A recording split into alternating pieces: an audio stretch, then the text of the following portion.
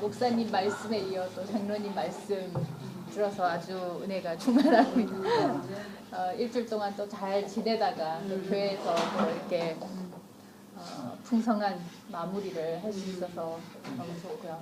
그러니까 장로님 그 간증 가운데 그 이제 늘 하나님과 이렇게 하나님을 찾고 교통하고 그렇게 살아오시는 그런 모습들이 저는 이방인이었으니까 이방인들은 전혀 이렇게 생각하지 못한 그런 구체적인 자기 안에서의 그런 역사를 통해서 자기 안에 심어져 있는 하나님, 구체적인 하나님의 모습을 그렇게 간증을 해주셔서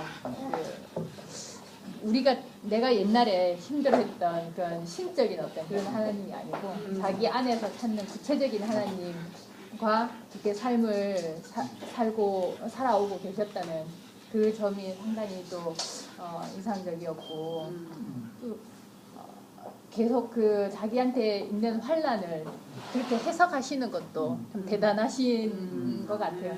우리가 보통 사람이라면 보통 아담이라면 그런 환란이 있을 때 아까 목사님 말씀하셨듯이 늘 하나님을 원망부터 왜 내가 잘 믿는데 왜 이러냐 이런 식으로 생각을 할 수가 있는데 또 그렇게 생각하시지 않고 또 자기 죄를 또 회개할 수 있는 그런 계기로 그런 또 신체적인 그 아픔이라든지 뭐 어떤 그런 것들을 그렇게 해석할 수 있다는 것도 상당히 그 하나님 그 원하시는 그 삶 안에서 살려고 하는 그런 아주 보통 사람들이 할 수 없는 그런 일이 아닌가 그렇게 생각이 듭니다.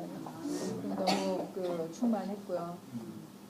우리 목사님 말씀하신 것 중에 지난주에 이어서 이제 저도 십자가 사건에 대해서 계속 그거에 대해서 의문을 많이 갖고 있었는 부분 중에 하나였는데 지난주에도 이제 이해가 됐었고 오늘 이제 목사님 말씀하신 것 중에서 이렇게 왜 예수님을 죽이고 다시 살리셨느냐 그 부분이 참 왜 죽였지?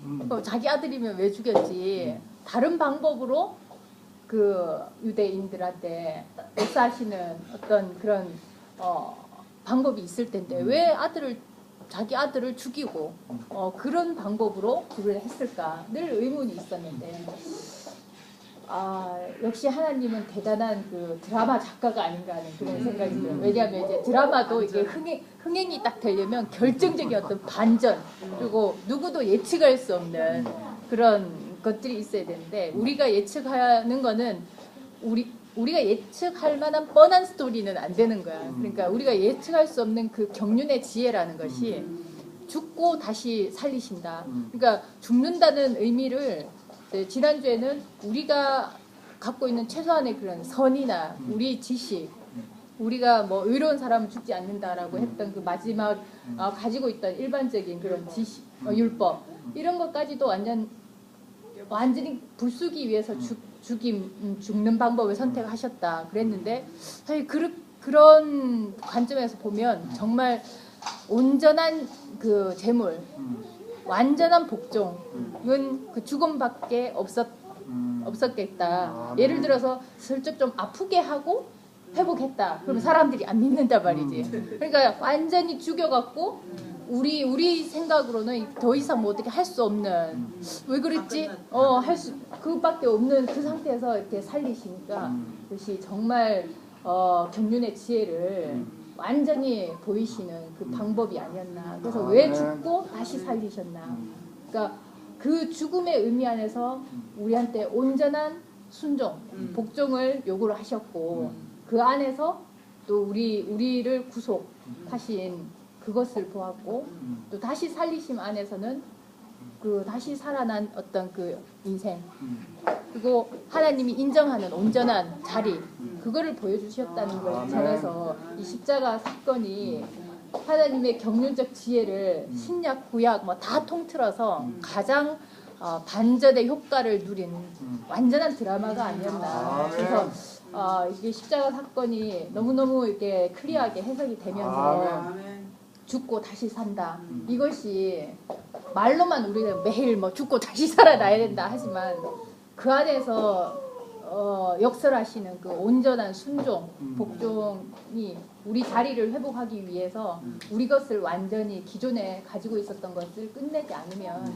안 된다라는 것을 너무너무 클리어하게 제시하시는 것 같아요. 그래서 소경이 눈을 떴을 때 그 눈 떴는 것만으로도 만족하고 행복한 일인데 거기에다가 첫 질문이 하나님 아들을 믿느냐 이 질문이었다는 것은 또 하나의 또 오늘 되게 이게 흥분이 되는 일이 그 소경이 대답할 때 자기가 믿고 싶은 마음이 있으니까 믿고자 합니다라고 얘기를 했잖아요. 그 마음이 내 마음하고 이게 들려지는 거야. 왜냐하면 아무리 교회 좋은 얘기 듣고 막 이런 걸 봐도 내가 믿고자 하는 마음이 없으면 정말 안 되는 거거든. 그러니까 수십 년 동안 교회 언저리 있어도 내가 안 되면 안 되는 거고.